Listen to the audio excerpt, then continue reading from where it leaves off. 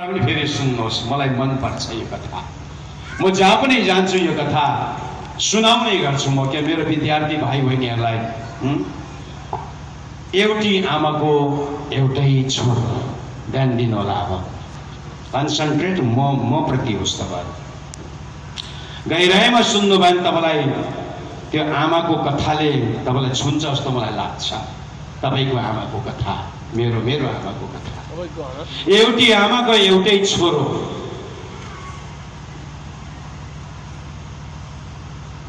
रात दिन त्यो छोरोलाई हुर्काउनु पढाउनु बहुत मेहनत गर्नुभयो आमाले। बुबा हुनुहुन्न थियो घरमा। एक दिन आमाले छोरोलाई निकट बोलाएर भन्नुहुन्छ, बाबु अब तिमीले विवाह गर्नुपर्छ। मेरो पनि एज ढल्किँदै गइरहेको अवस्था छ। अब म कति दिन यस्तो एक्लो जीवन बिताउँ बाबु। बुहारी त हुन्न घरमा। अब बुहारीको खाँचो छ मलाई औषधि कसले दिने, मलाई एक चम्ची पानी कसले पिलाउने। बाबु अब बिहा गर्नुपर्छ, बुहारी हुल्नुपर्छ। छोरोले आमालाई भन्नुहुन्छ, आमा अहिले अलिक समय भएको छैन, समय भएपछि म विवाह गरौँला नि त।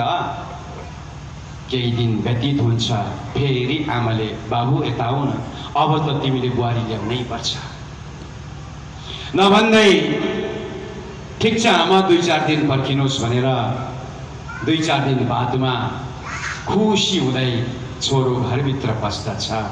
अनि आमालाई आएर भन्दछन्, आमा मैले बुहारी तपाईँले भने अनुसार रेडी गरेको छु, के म घरमा ल्याउँ त? आमाको खुसीको ठेगाना भएन। आमा भन्नुहुन्छ, ओहो बाबु यही त म खोजिरहेको थिएँ त। लु न जाऊ न बाबु, जाऊ लिएर आऊ छिटो बुहारी भनेर आमा भन्नुहुन्छ। छोरो घरबाट बाहिर निस्केर 2-4 घन्टा बादमा अब बुहारीलाई लिएर आउँदछ। जसरी घरको मूल ढोकामा आइपुग्नु हुन्छ, आमाले भित्रबाट आरती सजाएर लिएर आउनुहुन्छ। छोरा र बुहारीलाई आरती गरेर घर हुनुहुन्छ। घरभित्र लगेर सोफा सेटमा राख्नुहुन्छ। टिको लगाउनुहुन्छ अनि आशीर्वाद दिनुहुन्छ, दाम्पत्य जीवन तिमीहरू दुईजनाको सुखद रहोस्। यति साह्रो छोरा पनि भावुक भए त्यो समयमा। तर दिन बित्दै गयो, दिन गुज्रिँदै गयो।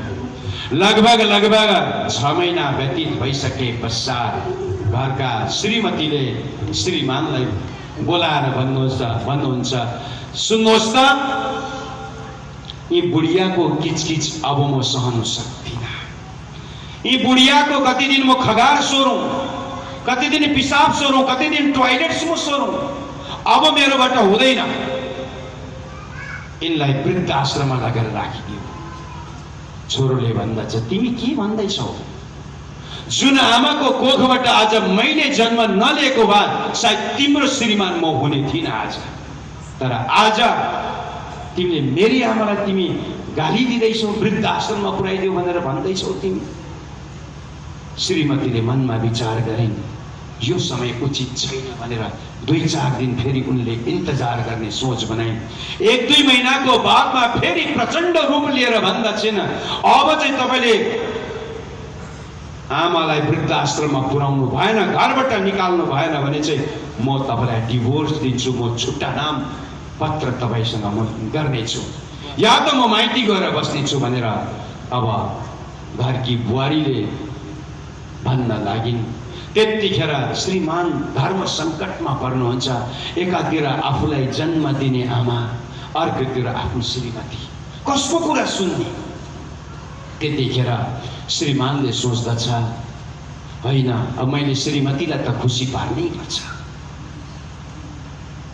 आज आमाको छेउमा गएर छोरोले भन्दछ, आमा आज हजुरलाई म बजार घुमाउनु लाने सोचेको छु, नयाँ साडी नयाँ ब्लाउज लाउनुहोस् ल आमा।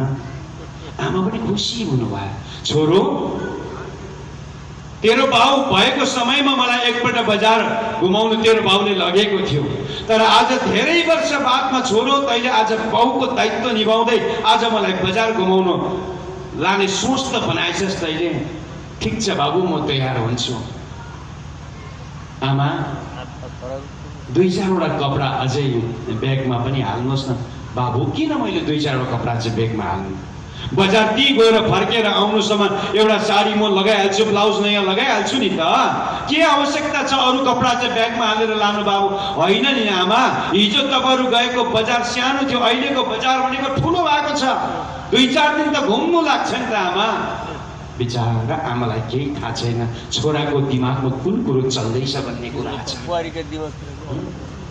नभन्दै आमाले होला त नि, इनोसेन्ट बिचारा आमा होला त नि भनेर 2-4 वटा नयाँ कपडा ब्यागमा हाल्नुहुन्छ। अब छोरोले हात पक्रेर जुन घरमा त्यो छोरोको टोयलेट सोरेको थियो, रात्रिको निन्द्रा त्यागेर खगार सोरेको थियो, टट्टी सोरेको थियो, पिसाब सोर्नु भएको थियो, कई महिनासम्म कोही वर्षसम्म उहाँले निन्द्रा त्यागेर पालेको, हुर्काको, पढाएको छोरोलाई आज त्यही छोरोले हात पक्रेर आफ्नो आमालाई घरबाट अब निकाल्नुहुन्छ। लामो यात्रा हुँदै थियो, साँझ पर्दछ। एउटा घरको सिक्वामा लगेर आमालाई राख्नुहुन्छ र भन्नुहुन्छ, आमा तपाईँ यहाँ बस्दै गर्नुहोस् ल, तपाईँको लागि म खानेकुरो केही लिएर आउँछु। बाबु छिट्टो आऊ है, म एक्लै यहाँ कति बेलासम्म तिमीलाई कुरेर बस्नु, छिट्टै आऊ है बाबु। जसरी गए त्यसरी आइहाले नि त आमा। छोरो आमालाई त्यहाँ राखेर जानुहुन्छ। 1 घन्टा भयो, छोरो फर्केर आउनुहुन्न। 2 घन्टा भइसक्यो, छोरो फर्केर आउनुहुन्न। आमा उठी हेर्नुहुन्छ मेरो छोरो आउँदैछन् कि भनेर, तर छोरोको अत्तो पत्तो छैन। 3 घन्टा जब व्यतीत भयो, ठुलो साँझ पर्छ। त्यतिखेर त्यो घरभित्रबाट एकजना मान्छे बाहिर निस्किन्छ अनि त्यो मान्छेले आमाको छेउमा गएर भन्नुहुन्छ, आमा अब तपाईँको छोरो फर्केर आउनेवाला छैन। के भन्नुहुन्छ तपाईँ? तपाईँ को? मेरो छोरो त मलाई केही खानेकुरो लिनको निम्ति गएको छ, आउँदै होला नि मेरो छोरो। होइन हजुर आमा, अब तपाईँको छोरो फर्केर आउनेवाला छैन, किनभने तपाईँको छोरोले तपाईँलाई यतिखेर वृद्धाश्रममा छोडेर गइसकेको छ। तपाईँको छोरोले तपाईँलाई वृद्धाश्रममा छोडेर गएको छ। त्यतिखेर आमाको भकानो फुट्छ, हृदय छ्या हुन्छ। जसको लागि मैले जीवन दिएँ, सब कुछ दिएँ, आज उनै छोरोले आफ्नो बुहारीको कारणले गर्दा मलाई वृद्धाश्रममा ल्याएर राखेछ। ठिक छ बाबु, तर तिमीहरू 2 जनाको जीवन राम्रोसितले गुज्रोस्, बितेर जाओस्। बिचारा आमालाई रातभरि निन्द्रा लागेन। छोरोको याद आउँछ, घरको याद आउँछ, छटपटाहट हुन्छ, निन्द्रा लाग्दैन। यता पल्टिनुहुन्छ, उता पल्टिनुहुन्छ, आमालाई निन्द्रा लाग्दैन। जसो तसो बिहान हुन्छ। जब बिहान हुन्छ नि, कुनै सेठले भण्डारा दिनुभएको रहेछ त्यो दिन। अब सबैको हातमा थाली दिँदै आए। हजुर ती आमाको हातमा पनि एउटा थाली आइपुग्छ। अनि ती सेठले त्यो दिन जुलेबीको भण्डारा लगाउनु भएको रहेछ। जुलेबी बाँड्दै आउनुहुन्छ अनि ती आमाको थालीमा पनि जुलेबी जसरी आइपुग्छ, त्यतिखेर आमाको आँखा सजल हुन्छ। मेरो छोरालाई यो जुलेबी साह्रै मनपर्छ। अब यो छोरोलाई मैले जुलेबी नखुवाइकन म कसरी भोजन गर्नु? आमाको हृदय कटक्क हुन्छ छोरालाई सम्झेर। आज त्यो थालीमा भएको जुलेबीलाई बोकेर आमा घरको तर्फ प्रस्थान गर्नुहुन्छ। घरको प्राङ्गणमा पुगेर बाबु छोरो आवाज लगाउनुहुन्छ। भित्रबाट जब छोरो बाहिर निस्केर आउनुहुन्छ, हेर्नुहुन्छ त आमा प्राङ्गणमा हुनुहुन्छ, आँगनमा हुनुहुन्छ। त्यतिखेर आमाले भन्नुहुन्छ, छोरो म तँलाई गाली गर्नु आएको होइन, ठिक छ तैँले मलाई वृद्ध आश्रममा लगेर छोडिदिइस्, मलाई केही भन्नु छैन, तर छोरो तँलाई जुलेबी साह्रै मन पर्थ्यो नि त। यसकारण आज शेठजीले हेर्नु नि वृद्ध आश्रममा जुलेबी बाँड्नु भएछ। यो तिमीलाई नखुवाई म कसरी खानु? मलाई मेरो गाँस गएन मलाई भित्र। आज ती आमाको क्रन्दन पुकारलाई जब छोरोले सुन्नुहुन्छ, छोरो धरामसितले जमिनमा गिर पर्दछ अनि छोरोले भन्दछ, आमा आजदेखि उपरान्त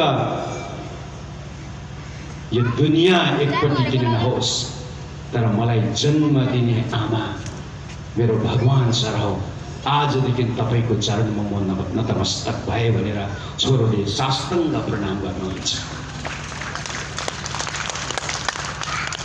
घोडा टेकेर आमालाई प्रणाम गर्नुहुन्छ छोरोले। चदवरी तस्य वर्धन्ते आयुर्विद्या यशो बलम। यसकारण बिहान उठेर जिउँदो भगवान रूपी आमालाई, बुबालाई अगर हामी घोडा टेकेर प्रणाम गर्छौं भने नि जीवनमा त्यो छोरो र त्यो छोरीले घोडा टेक्ने नौबत आउँदैन। यो कुराहरू मनमा